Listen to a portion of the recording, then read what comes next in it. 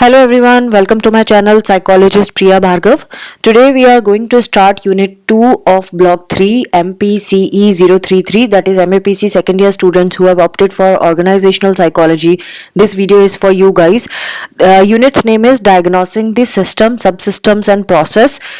We are going to complete this unit in two parts. Pink highlighted portion will be covered in today's video and blue highlighted portion will be covered in second part of this unit.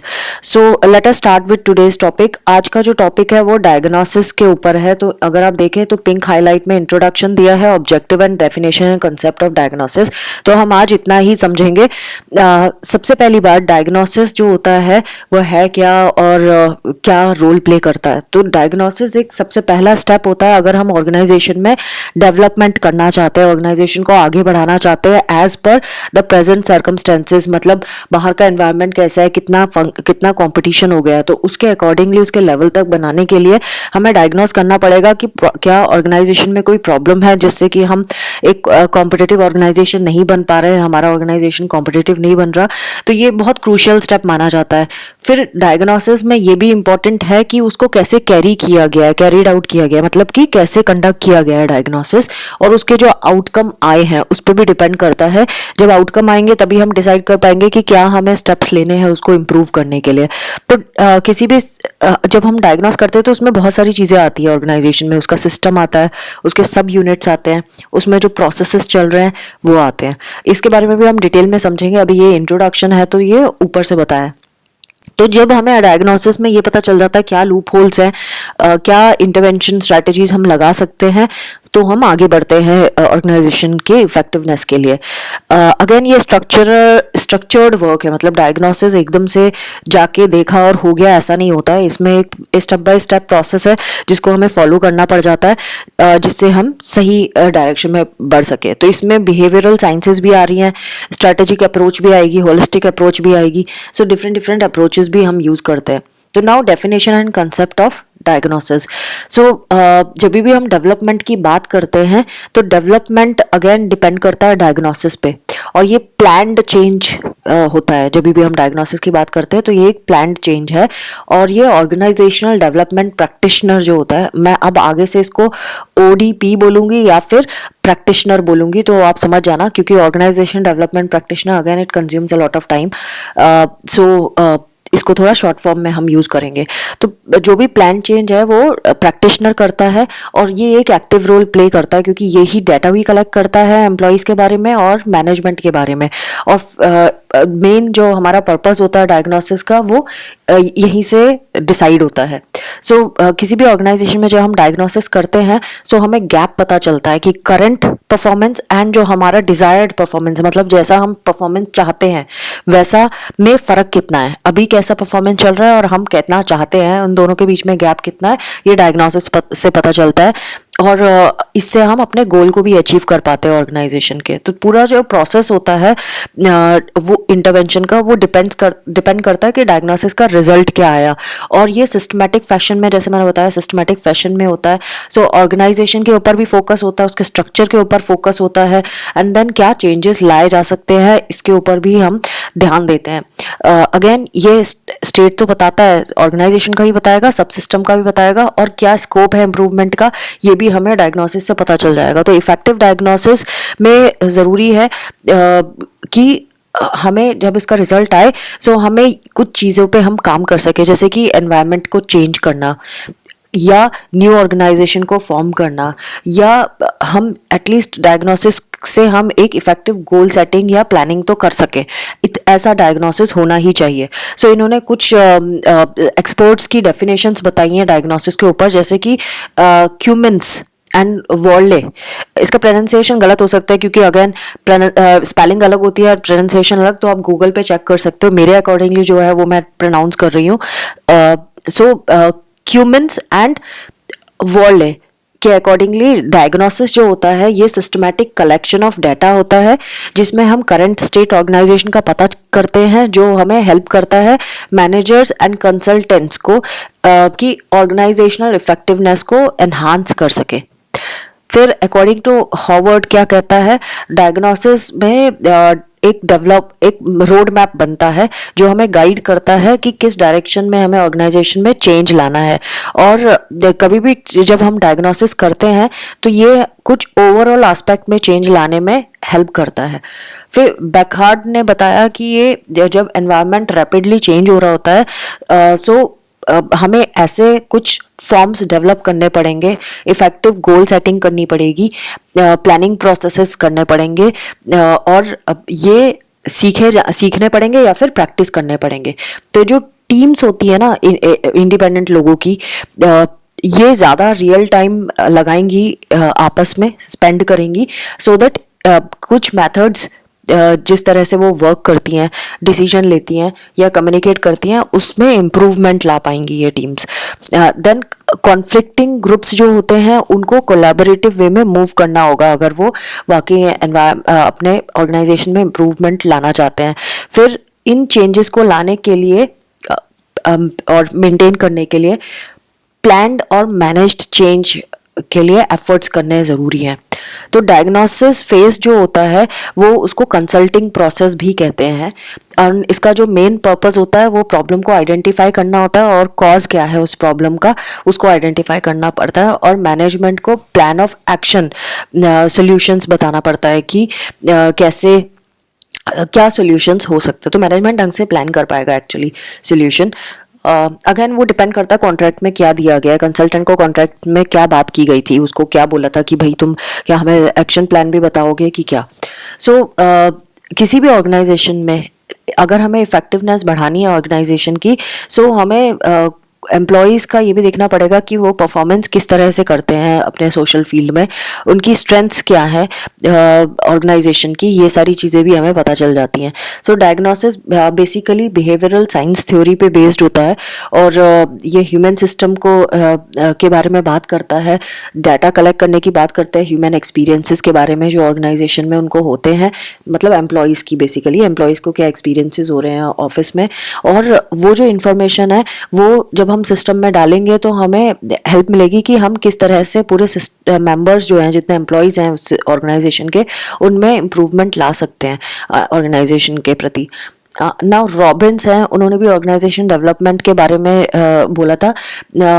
ये performance improve करता है individual level पे भी और organisation level पे भी, जब भी हम ऑर्गेनाइजेशन डेवलपमेंट की बात करते हैं, और इसको दोनों चीज़ों में इम्प्रूवमेंट लाना बहुत ज़रूरी है, ऑर्गेनाइजेशन में भी और इंडिविजुअल लेवल पे भी।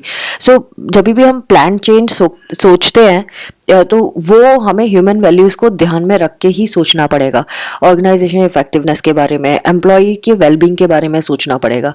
सो डायग्नोसिस एक प्रोफेशनल करता है जो ऑर्गेनाइजेशन के अंदर ही पूरे सिस्टम पे स्टडी करता है, उसमें ऑर्गेनाइजेशन एनवायरनमेंट का बारे में अंडरस्टैंड करता है, कैसे रिलेशंस है ग्रुप्स के बीच में, कैसे हैं बाहर ऑर्गेनाइजेशन के किस तरह के रिलेशनशिप है, देन इंडिविजुअल्स जो है वो किस तरह से ऑर्गेनाइजेशन में वर्क कर रहे हैं, और नेचर ऑफ ऑर्गेनाइजेशन कैसा है, ये सारी चीज़ें ये कंसल्टेंट स्टडी करता है। देन डेवलपमेंट में अगेन बेस्ड होता है कि हमारे को जो इन्फॉर्मेशन मिली है वो वैलिड मिली है कि नहीं मिली है करंट प्रॉब्लम के बारे में, और क्या जो गोल अचीव करना है उस पे क्या हम उसके लिए हमारे पास क्या क्या अपॉर्चुनिटीज़ अभी भी हैं, उस पे भी हम फोकस करते हैं। सो सबसे पहले हमें अभी का स्टेट जानना ज़रूरी होता है, और सेकंड होता है कि उस स्टेट की वजह से क्या क्या कॉन्सिक्वेंसेस हो रहे हैं और इफ़ेक्ट्स हो रहे हैं उस स्टेट के। नाउ डायग्नोस्टिक एक्टिविटीज़ क्या जो एम्फेसाइज की थी बैकहार्ड ने, वो इन्होंने यहाँ पे बताई है। जो डायग्नोसिस होता है वेरियस सब सिस्टम्स का, जो ऑर्गेनाइजेशन जो बनता है ना उसमें बहुत सारे सब सिस्टम होते हैं, तो बहुत सारे सब सिस्टम्स को मिला के ऑर्गेनाइजेशन बनता है।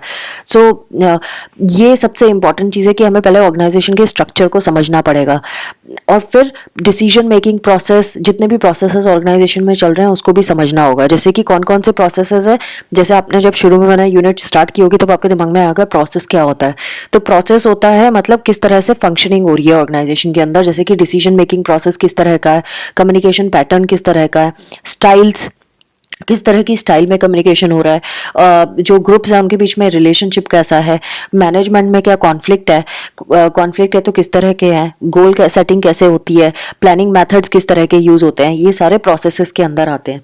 तो ये सारी चीज़ें जो हमें पता चल जाती हैं तो ये हमें एक पता लगा हमें हेल्प करता है ये पता लगाने के लिए कि क्या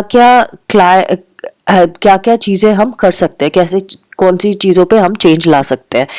नाउ जब भी प्रैक्टिशनर ये एक या कंसल्टेंट जो होता है, ऑर्गेनाइजेशन कंसल्टेंट, वो जब भी इस पे काम करता है या कॉन्ट्रैक्ट करता है तो उसको ये ध्यान रखना पड़ेगा कि जो ऑर्गेनाइजेशन जिसके लिए वो काम कर रहा है, क्या वो अनप्रोडक्टिव या एक्सेसिव डिमांड तो नहीं रख रहे हैं उससे, तब और उसके बाद फिर एक्शन प्लान बनाया जाएगा।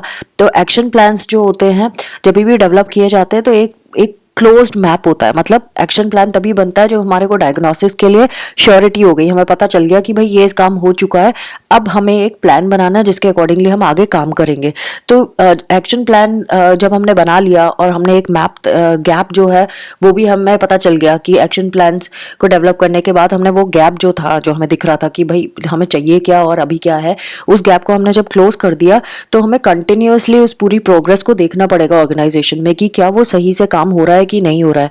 और फिर अगर आगे गोल की तरफ हम बढ़ते जाएंगे अगर हमें कहीं पे कुछ मिसिंग लिंक दिखता है तो। नाउ ऑर्गेनाइजेशनल डेवलपमेंट प्रोग्राम जो होते हैं ये सिर्फ डायग्नोस्टिक एक्टिविटीज़ जो हमने की हैं उसको तो करेंगे ही, साथ में ये इन्फॉर्मेशन भी हम कलेक्ट करते हैं इससे कि किस तरह का पूरा प्रोसेस चला है और वो जो प्रोसेसेस चल रहे हैं वो कितने सिग्निफिकेंट है। तो ये सारी इन्फॉर्मेशन ऑर्गेनाइजेशन डेवलपमेंट प्रोग्राम में हमें देखने के लिए मिलती है। तो डायग्नोस्टिक एक्टिविटीज़ की वजह से ही हम ऑर्गेनाइजेशन डेवलपमेंट प्रोग्राम रन कर पाते हैं और हमें ये भी इंफॉर्मेशन हम कलेक्ट कर सकते हैं कि कैसे ये और पूरा डेवलपमेंट प्रोग्राम रन कर रहा है और कितने एस्पेक्ट्स पे हमें काम करना पड़ेगा। सो हमेशा प्रैक्टिशनर और जो एम्प्लॉयज़ हैं उनके बीच में कोलैबोरेशन बहुत ज़रूरी है जब भी हम कोई प्रोग्राम को इम्प्लीमेंट करते हैं या डायग्नोसिस करते हैं। तो डायग्नोसिस कितनी अच्छे तरीके से हुआ है, कौन कौन से प्रोसेस एंड डायनामिक्स को एनालाइज करना है, क्या इंफॉर्मेशन हमें मिली है और कैसे डाटा हमारे लिए वर्क करेगा और उस इंफॉर्मेशन से हमें कैसे हेल्प मिलेगी एक्शन प्लान बनाने की, ये सारा डायग्नोसिस के अंदर हमें आइडेंटिफाई करना पड़ जाता है। सो जब हम डायग्नोसिस को करते हैं तो बहुत सारे पर्पसेस हमारे रिजॉल्व होते हैं। कौन कौन से पर्पसेस रिजॉल्व होते हैं वो यहाँ पे लिस्ट में दिया है और ये इंपॉर्टेंट है क्योंकि इन्होंने लिस्ट में दिया हुआ है।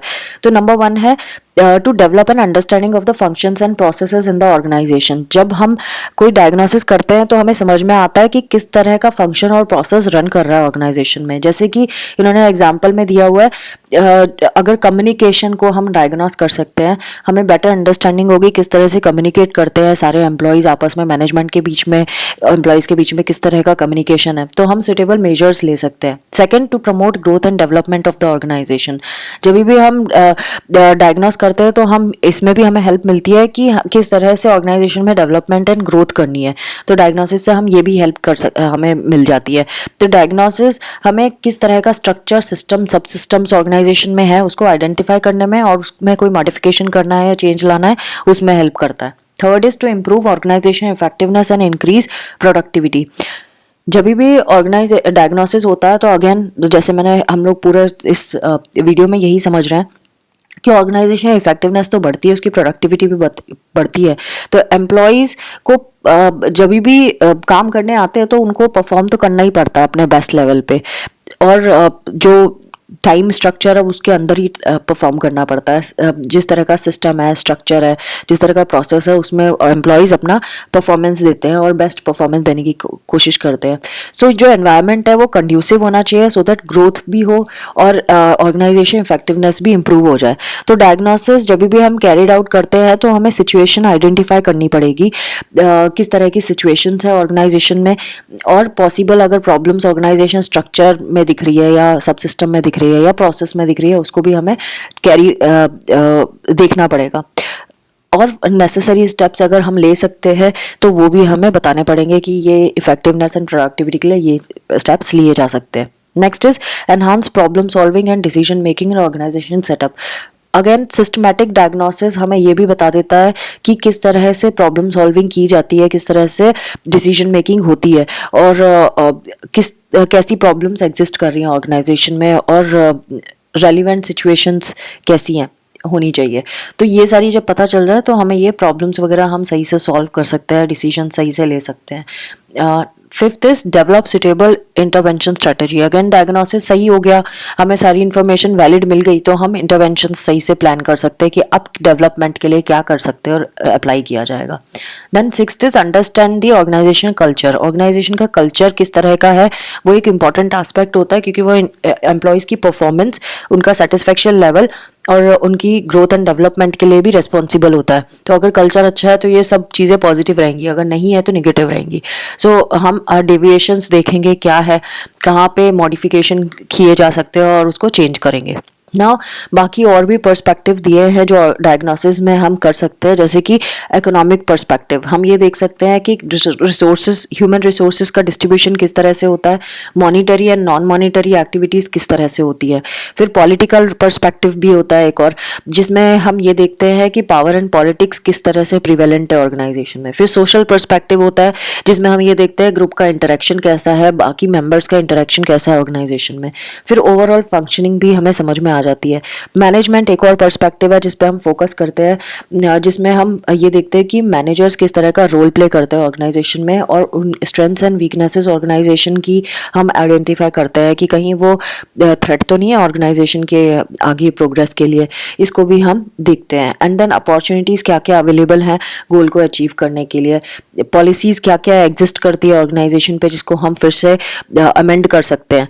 Then another aspect is behavioural aspect, यानी कि ह्यूमन प्रोसेसेस एंड बिहेवियर्स किस तरह के ऑर्गेनाइजेशन में, लोगों की वैल्यूज, एटीट्यूड, एथिक्स, बिलीव्स ये किस तरह के हैं, इसके ऊपर भी हम काम करते हैं। लोग मतलब एम्प्लॉयज़। सो ये जितने भी हमने पर्सपेक्टिव देखे, जितना भी डायग्नोसिस का फंक्शन है वो सब हमने इस पार्ट में समझा। और इसमें इन्होंने लास्ट में हमें ये भी बताया कि जो डिसीजंस जब हम लेते हैं डिफरेंट पर्सपेक्टिव पे, तो डिसीजन डिपेंड करेगा किस तरह का हमने प्रॉब्लम नोटिस किया है ऑर्गेनाइजेशन में और क्या ऑर्गेनाइजेशन का गोल है। तो दो चीज़ें हमें डायग्नोसिस में हेल्प करती है। पहला, हम डायग्नोस कर पाते हैं कि प्रॉब्लम क्या एग्जिस्ट करती है, दूसरा हम गोल से कितनी दूर है और उस गैप को कैसे भरना है। Thanks for watching, take care of your self and do not forget to subscribe, like, share and press the notification bell. Take care, bye bye.